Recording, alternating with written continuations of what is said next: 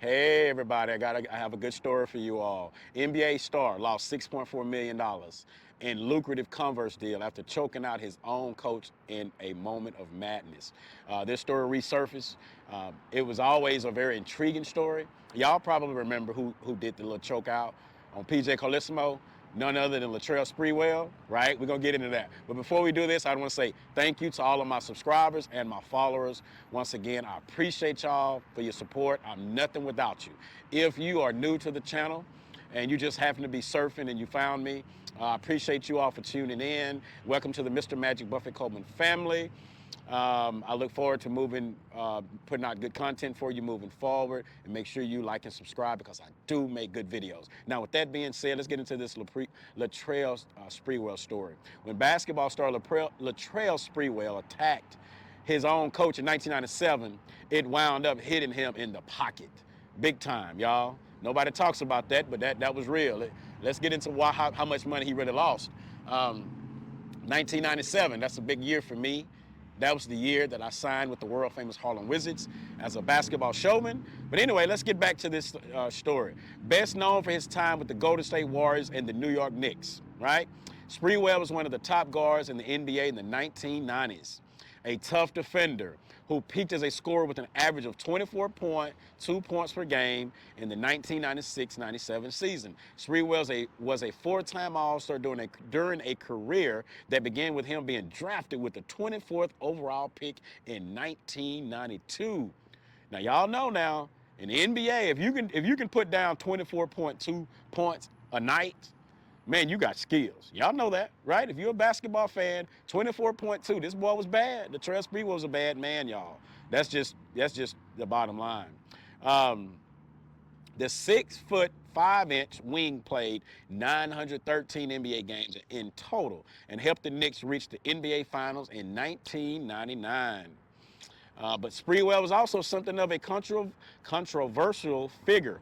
And once during a Warriors practice session in 1997, his temper boiled over and ended up costing him millions. Y'all remember Sprewell, man, he wore his emotions on his sleeve. That's a fact. I mean, he was one of those guys that was just wired up different, kind of like a Ray Lewis in the NFL. He just, but it boiled over on this day when the team's coach, PJ Carlissimo, instructed Sprewell to put more power behind his passes. So, and you know what? This is just, I didn't know this. I didn't know this kind of where it started. He just wanted those passes a little sharp. And if you're a basketball player, what's the first thing you taught? Chest pass, and make sure that thing got some heat behind it, right? Make sure it gets there so the defender can't steal the ball. Well, apparently, he was trying to get Sprewell to put a little bit more power behind those passes. And then when PJ Carlissimo instructed Sprewell to put more power behind the passes, the player reacted angrily. He didn't want to hear that. Sprewell like, nah, man, I'm going to throw this ball the way I want to throw it, right? Forget you, coach. And then he grabbed Carlissimo by the throat and began to choke him. Sprewell then stormed out of the building only to then return 20 minutes later to continue the assault. Now listen, y'all. Now, if you choke somebody out, usually that is because you are, how can I put this? This thing has been brewing for a while. I don't see him just choking. So he and Carlissimo had problems from maybe, previous incidents, and it just kind of boiled over. Then dudes leave. He leaves the facility or leaves the court, goes and think about it, and come back and give him some more, y'all. Come back and give him some more of this, right? So David Stern, the NBA commissioner, levied Sprewell with an 82-game suspension. Y'all, isn't that like a whole year? 82-game season in the NBA? A ban that was later reduced to 68 games after the player appealed the decision. So Sprewell appealed it. He thought that was a little harsh. And so they ended up letting him get away with a 68-game suspension. But check this out, y'all. Let's see what Sprewell lost. The suspension cost Sprewell $6.4 million in lost salary, and his violent outburst led to him being dropped by Converse.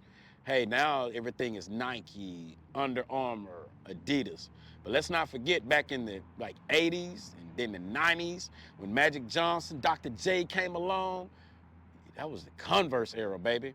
And Converse was still hanging on in the early 90s. So, but he lost $6.4 million in salary, and his violent outburst led to him being dropped by Converse, the shoe company with whom he had an endorsement deal.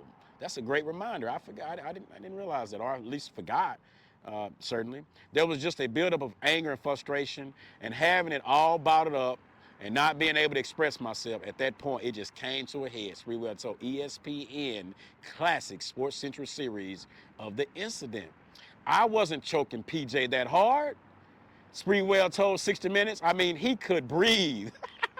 He's basically saying, hey, the guy could breathe. Like, basically saying, like, it wasn't that big of a deal, man. I just had my hands around, basically saying he flopped. You know how guys in the NBA flop now? He basically saying, PJ just kind of exaggerated the incident like he was just choking it. But, I guess that's subjective. PJ Carlesimo may have a different take on that, right?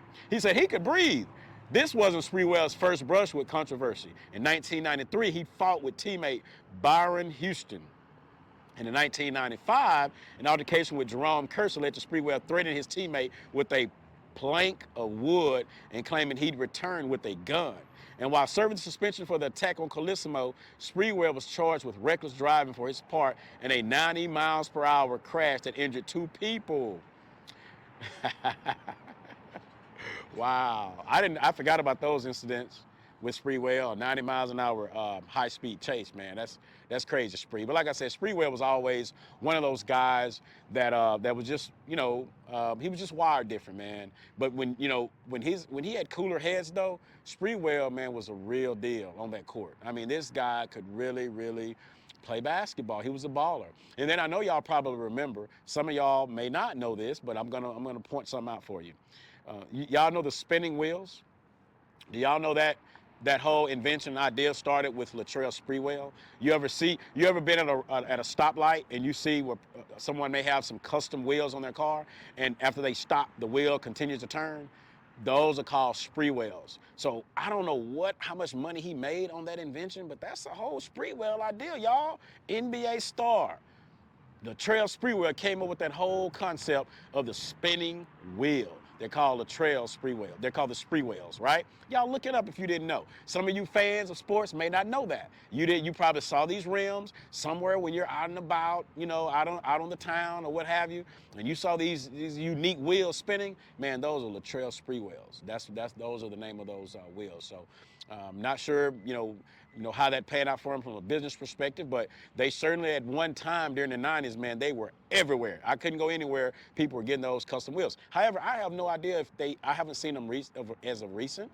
I'm wondering if they even still in existence, the Latrell Sprewell rims. Maybe some of you guys know. Maybe some of you that are followed by subscribers, or maybe you're just tuning in and you know more about it. I don't know. I mean, I could Google it real quick, but I find information, but I'm curious to know. But anyway, I just want to share this story with y'all about Latrell Sprewell. He was a dynamic player, man. Sprewell was something to see. I mean, I was a Bulls fan, so, I always had to go against him back in the 90s because, hey, I was a Chicago Bulls fan. I've only been a fan of 2 teams in my whole life, y'all.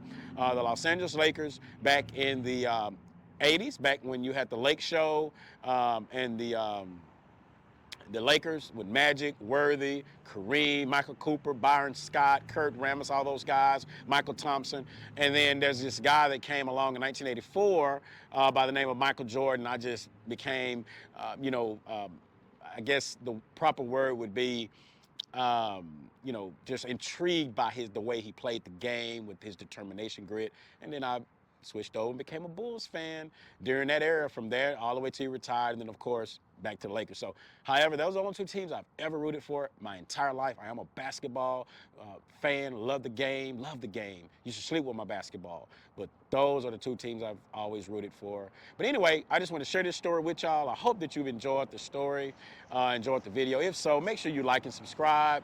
And if you have any comments in regards to Latrell Sprewell, and if you have any, idea of what's going on with his rims these days, y'all please leave it in the comment section. I would appreciate if you all would chime in about this Latrell Sprewell incident with old PJ Carlesimo. I remember him all the way back to his college days. PJ Carlesimo, when he was a college coach, and he was always a very intriguing figure himself. So, but anyway, I hope that y'all have an awesome day. Take care of yourselves, and until next time.